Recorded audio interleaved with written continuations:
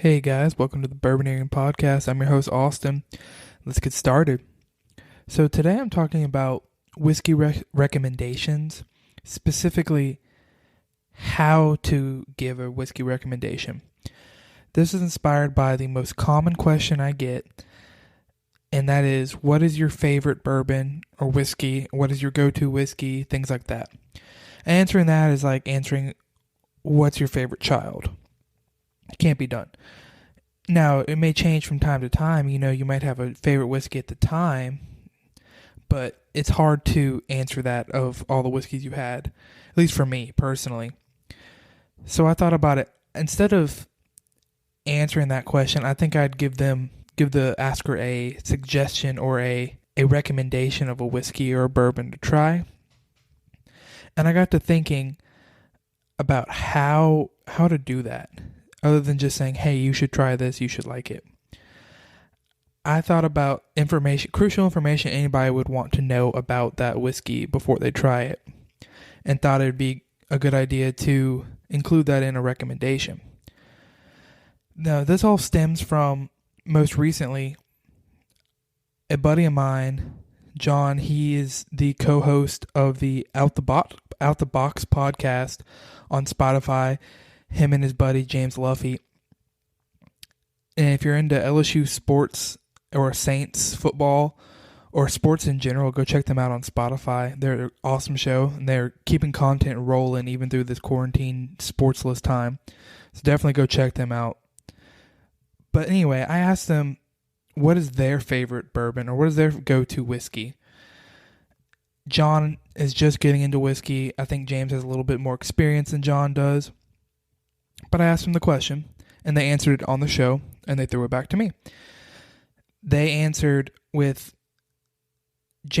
with Eagle Rare, which I think is fantastic, and John answered with Bullet, which I think is good.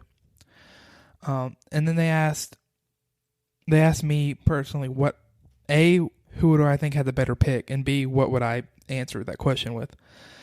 And immediately I said James had the better pick because Eagle Rare, in my opinion, is way better than Bullet. But Bullet's really easy to find, and it's a little bit cheaper, I do believe. Whereas Eagle Rare is getting rarer and rarer. So there's a give and take there, but I had to give James a win there. Sorry, John. But I didn't know how to answer their question of what's my favorite or what's my go-to whiskey. So I developed a recommendation system to where if somebody asks me that question, I'll say, this is what I'm drinking right now, and here's some information about it, and I'll either suggest it to them or I don't. So my method is, obviously you give the name and the distillery of the whiskey. Obviously they want to know the proof. Now the biggest part, they may want to know the price and maybe a few quick tasting notes about it. So I have the name, the distillery, the proof, the price, some really quick basic tasting notes, and my rating out of 5. And that's just how I do it. I do it out of 5. People do it out of 10. Some people do it out of 100. There's a lot that goes into that. But that's what I'm thinking I'm going to try when people ask me what's my go-to whiskey. I'm going to suggest something for them. Or if they ask me for a recommendation, I'm just how I'm going to recommend it from now on. If y'all want to try that, let me know how it works for you. But going from there even further, how do you recommend a whiskey for somebody? Yeah, I just explained what information you should give them. But how do I recommend a whiskey for somebody that I'll know they'll like? And that's really, really hard, and that comes with experience. You really have to know the person and their tastes. But you can, for a rule of thumb, I go with, if they're a beginner or, not really into whiskey, I have a set of whiskeys to suggest for them based off price point and, ease of flavor and proof. Or if they're more experienced, then I'll give them another recommendation, more of a, maybe higher proof, little more nuanced flavors. Probably going to be a little higher price, but I'm not going to give them a high price point unless they ask for it. And then follow up with them, see how they liked it. If they didn't, maybe say, okay, if you didn't like that, let's try this whiskey. Or vice versa, if they say they loved it, well, here's a similar one, maybe a little, a step up from there, something like that. Also suggest how they should enjoy the whiskey if they don't know. Don't push them and don't make fun of them or tell them they're wrong if they put it in a Coke or something. But if they ask or they're, not sure, maybe suggest trying it neat or with ice or in a old fashioned, something that's whiskey forward, cocktail wise. Or if they're really, really, opposed to that, tell them to try it in a Manhattan or a different cocktail where the whiskey is still a main player but not overpowering. And then they'll build up from there. Like I said, don't ever shame somebody for how they drink their whiskey, but if they're open to it, you feel free to suggest things to them. Now, I love old fashions. I love cocktails. That's not to say don't drink cocktails. I'm saying to experience a whiskey, to learn if you like a whiskey. That's when you should start, if you can, going toward neat or on the rocks or something like that. But if that's all you drink is cocktails or that's all you want to drink with it, then try it in a cocktail, definitely. Or if all you're going to drink is with Coke, try it with Coke. If you got to know if you like it, how you like to drink it. All this to say is be very respectful and courteous when suggesting a whiskey to somebody. Don't just say, oh, this is the best whiskey because the experts say so, and you should like it or you're wrong. Be open with it, dialogue. A single whiskey can taste 20 different ways if you ask 20 different people trying from the same bottle. So it's important to take that into account and never push somebody. I can't emphasize that enough. Be respectful. Let them go at their own pace. You can always give suggestions, but go at your own pace. So with that, I have a few whiskeys here to recommend to you all. I have 2 bourbons and 2 scotches to recommend. One of each are on the lower price point, I would give to a beginner. And then 2 are a little higher in proof and price, and, maybe maybe it's not a whiskey you jump into, I'd say.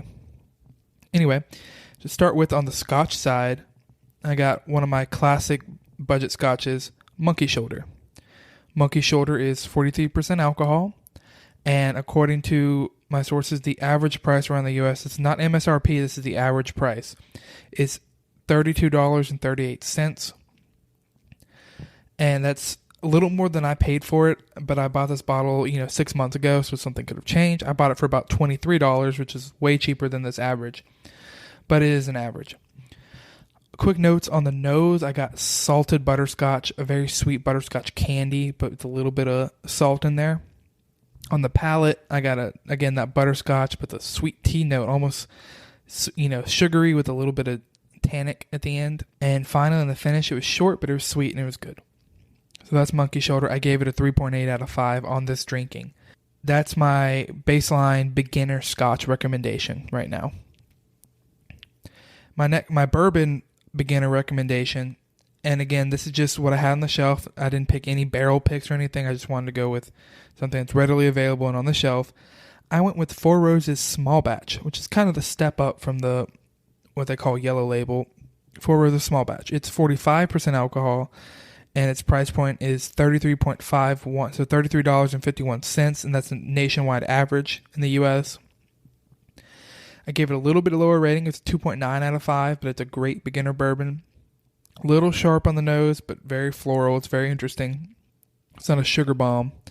The palate is caramel and floral.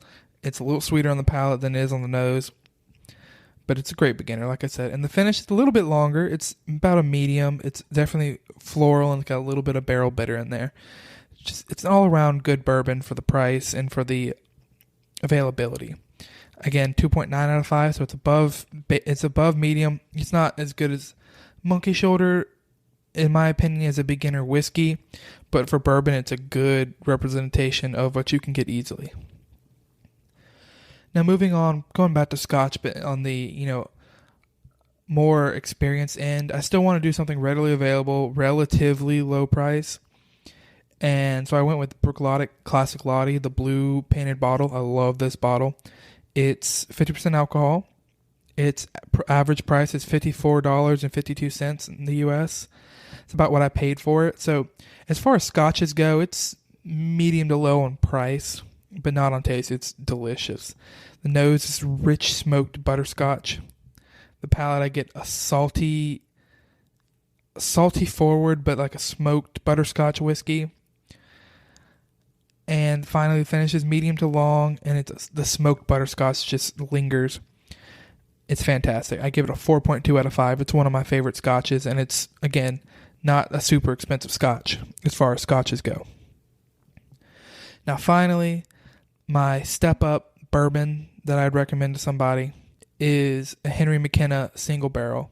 Now, when looking at this bourbon, its average price has gone way up since, I believe it was 2018 when it was named Bourbon of the Year, or Whiskey of the Year, worldwide.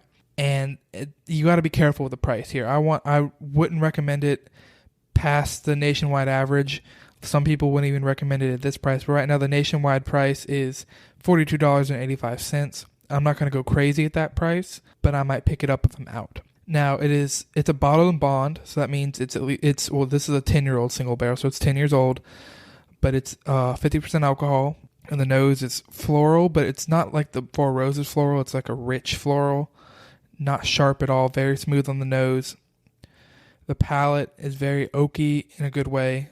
Get that floral note, but it's not overpowering, and it's smooth as in there's no alcohol spike. It's all like velvet on the tongue. And finally, the finish. Get a nice long oak, get a little bit of smoke, maybe like a barrel char finish. Fantastic. I gave it a 4.5 out of 5. It's one of my highest rated bourbons. And again, a 10-year-old at that $42 price point is pretty good. Now, if you can get it for the original price point of in the 30s and $20, grab all you can at that price. 42, like I said, I'm not buying the shelf out, even though it's kind of getting harder and harder to find. But if I'm totally out, I might buy a bottle at that price if I'm desperate. I won't go much above that price, so 50 and higher, I'm a no on that. But that's your opinion, and once you try it, maybe you think it's worth $60. That's up to you. Completely up to you. That's my recommendations. I hope y'all enjoy it. Let me know what y'all would recommend to whiskey noobs out there. Share this with somebody who may not know whiskey too well, or maybe just getting into it. Maybe they can learn something from this. And everyone's tastes are different. I know there's a lot of whiskey reviewers out there that know whiskey and are really good at giving tasting notes. And I know if they love a whiskey, then I'm going to hate it, and vice versa. If they hate it, I'm probably going to love it.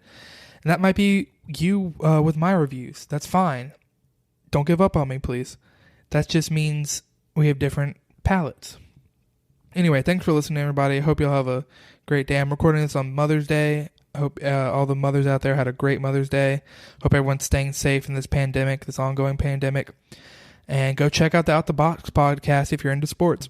All right, guys. Thanks for listening, guys. If you enjoyed the podcast, make sure you subscribe on whichever player you're using.